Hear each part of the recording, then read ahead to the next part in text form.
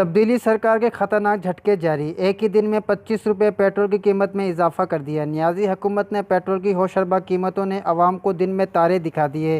Petrol की कीमत 25 रुपये 98 पैसे बढ़ा दी गई, जबकि पंप मालकान ने नई कीमत 101 रुपये 46 पैसे मुकर्रर कर दी गई। ड्राइवर समेत आम शहरी शदीद परेशानी में मुब्तला हो गए। पेट्रोल का एकदम ये 25 रुपये 26 रुपये बढ़ा देना, ये आवाम के साथ तो एक खेल है। हुक्मरानों के तो वैसे ही पेट नहीं भरते, लेकिन आवाम के साथ ये ऐसा खेल खेल रहे हैं कि पता नहीं, ये गरीब आवाम को तो वैसे ही मारने के चक्कर में।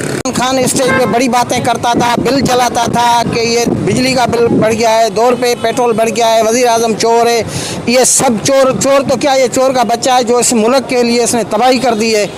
गरीब अवाम पहले ही महंगाई से शदीद परेशानी थी, वहीं तब्दीली सरकार ने पेट्रोल पंप गिराकर मज़ीद परेशानी में मुब्तला कर दिया। मौजूदा हुकूमत से दिलबर्दाश्ता टैक्सी ड्राइवरों और शहरियों ने हुकूमत को घर जाने का मशवरा दे दिया। Tariq Abbasi, NPN news, टंडोलायर।